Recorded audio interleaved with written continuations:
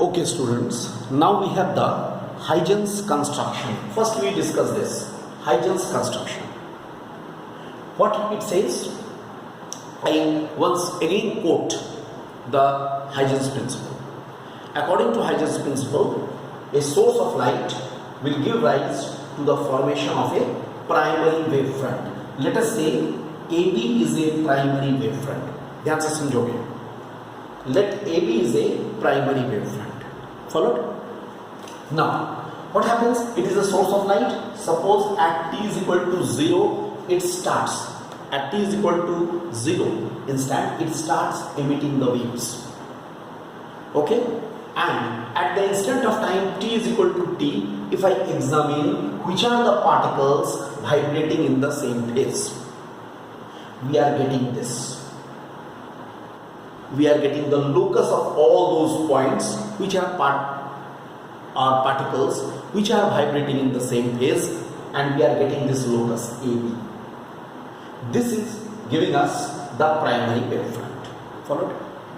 It is giving us the primary wavefront. Now the importance of this principle. Now once I get the primary wavefront, I can get the secondary wavefront at any instant of time. Follow this. At any instant of time. Suppose I tell you, okay, at the instant of time t, we are getting the primary wavefront. I ask you, okay, you find out the secondary wavefront at the instant of time t is equal to delta t. T is equal to t plus delta t. Means after the formation, delta t seconds after the formation of the primary wavefront. Am I clear? After the formation of the primary wavefront, delta t seconds later, delta t seconds after. That means what will be that instant? T is equal to t plus delta t. कैसे निकालेंगे वो? हम क्या करेंगे? सुनो. Now the construction. What I do, I consider points P1, P2, P3, etc. on the primary wavefront. Okay? Considering these points as the center, okay, and C into delta t, C into delta t, and C into delta t as the radius. What is C? C is the speed of light. C is the speed of light in vacuum. क्योंकि क्या होगा, यहां से यहां तक पहुंचने में इतना, ये दूरी कितने के बराबर होगी? C इंटू डेल्टा टी के बराबर होगी. क्योंकि समझ रहे हो ना, टी इंस्टेंट पर ये वेवफ्रंट फॉर्म किया, उसके after delta T seconds later of the formation of the primary wavefront, this is the secondary wavefront is to be formed. What I do, I consider P1, P2, P3, which are the points on the primary wavefront as the centers, C delta t as the radius, and I draw spheres around these points. In points को center माना, इसको मैंने radius माना, और मैंने spheres draw कर दिया. And now I draw the tangent A1 B1 to these spheres. This A1 B1, the tangent which has been drawn, that will be the secondary wavefront at the instant of time t is equal to t plus delta t. समझ गए? इसका मतलब क्या हुआ? अगर मैं चाहूं किसी भी इंस्टेंट को निकालने का, तो क्या करूंगा? इसके फॉर्मेशन के बाद जितना टाइम गैप है उसको मैं c से मल्टीप्लाई करूंगा, उतने का मैं रेडियस कंसीडर करूंगा, इस पॉइंट को मैं सेंटर मान करके स्फीयर ड्रॉ कर दिया. And tangent drawn to these spheres will give us the secondary wavefront at the instant of time t is equal to t plus delta t. इतना ही नहीं, if I draw a tangent here a2 b2, ये क्या होगा? ये हो जाएगा secondary wavefront before the formation of the primary wavefront. देखो, ये तो बड़ा यूनिक हो गया. ये ऑलरेडी हमारा वेव्स क्रॉस कर गया इस पॉइंट को, लेकिन उसके बावजूद भी मैं, अगर मुझे प्राइमरी वेवफ्रंट मिला तो उसके रेफरेंस में मैं सेकेंडरी वेवफ्रंट कहीं भी निकाल सकता हूं, चाहे बाद के इंस्टेंट में हो या पहले वाले इंस्टेंट में हो. सो this is the importance of the Huygens principle, that with the help of the Huygens principle I can get the secondary wavefront at any instant, after the formation of the primary wavefront, before the formation of the primary wavefront, everywhere. This is called the Huygens construction. And now I am going to use this Huygens construction in a very important question. Actually, the topics which we are discussing here, all are important.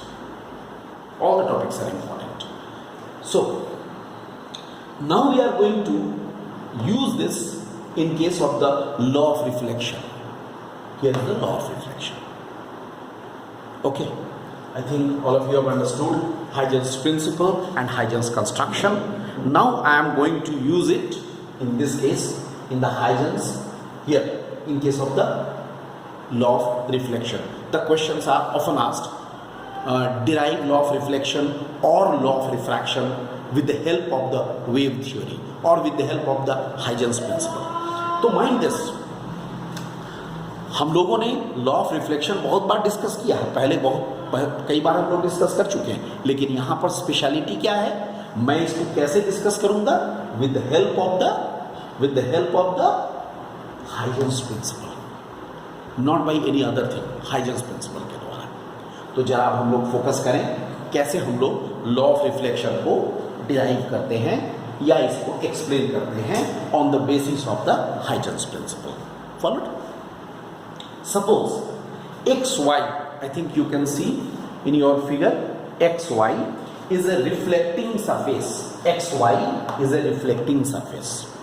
देखो हम लोग कैसे इसको draw कर रहे हैं, इसको थोड़ा ध्यान दोगे. मैंने ये फिगर पहले ड्रॉ कर दिया है एक्यूरेसी के लिए. Dear student, I repeat, you will always draw the diagram with the pencil. You will not use pen, please, and be accurate. मेरे इस कंस्ट्रक्शन को समझो पहले. देखो मैं क्या कर रहा हूं. Suppose AB and CD are the two parallel rays, incident rays, falling on the reflecting surface. Okay? ये दोनों पैरेलल रेज है, तो मैं क्या करूंगा, what I will do, from B I will drop a perpendicular on this here it is point M. Look, मैंने क्या किया, देखो बी एम मैंने एक परपेंडिकुलर डाल दिया, ठीक है. This B M line is perpendicular to both the incident rays. That is also very clear. Now see, if I consider a plane through this ऐसे, देखो मेरे हाथ को देखो, अगर मैं ऐसे through BM if I consider a plane, तो क्या होगा, ये plane क्या कहलाएगा? Are you agree? Obviously this plane will be the primary wavefront, because we have just now discussed in case of the parallel rays, the perpendicular to these rays, the plane which is there, that is indicating the primary wavefront. यानी अगर हम इस line BM के through से मैं plane consider करूं, ऐसे plane consider करूं, तो प्लेन क्या शो करेगा, प्राइमरी वेवफ्रंट को शो करेगा. अगर ये प्राइमरी वेवफ्रंट को शो करेगा तो particles vibrating at the point B and at the point M will be in the same phase. Okay, particles vibrating at the point B and at the point M will be in the same phase. वो same phase में vibrate करेगा. इसके अनुसार बन गया primary wavefront. देखो इसको साथ साथ मिलाते चलो, प्राइमरी वेवफ्रंट बन गया. अब मैं क्या करूंगा, मान लिया जाए कि ये जो डिस्टर्बेंस है M पर, उसको D पॉइंट पर आने में, the disturbance at M takes the time, look, takes the time T. Let the disturbance at M takes the time T to reach the point D. D is here. Okay. Now, in the same time T, the disturbance at B will reach to which point? तो मैं क्या करूंगा उसके लिए, मैं क्या करूंगा, यहां पर मान लो BN पॉइंट तक ये पहुंचता है, तो मैं क्या करूंगा, MD is equal to BN का एम डी का इक्वल बी एन, एक इंटरसेप्ट कट करूंगा ऐसे ऐसे। फिर से सुन लो, मान लो disturbance at M is taking the time T to reach the point D. Okay, in the same time T the disturbance at B will go to which point, कहां पहुंचेगा, कैसे निकालेंगे? मान लो ये डिस्टर्बेंस बी पर जो डिस्टर्बेंस है वो पहुंचेगा एन पॉइंट तक। तो मैं क्या करूंगा, M D is equal to B N का इंटरसेप्ट कट किया, ऐसे यहां से कट किया, एक आर्क मिला, and now we draw a tangent from D to N. देखो ऐसे हाइजेंस प्रिंसिपल के अनुसार मैंने यहां पर एक टेंजेंट ड्रॉ कर दिया। ये क्या हुआ, बी एम हो गया primary wave front, D N हो गया secondary wave front. Primary wave front, एक चीज तुम मार्क किए, disturbance at the primary wave front is taking the same time, all the disturbance in the primary wave front will take the same time t to reach the secondary wave front. The corresponding point of the secondary wave front पर जाने में equal time लगेगा।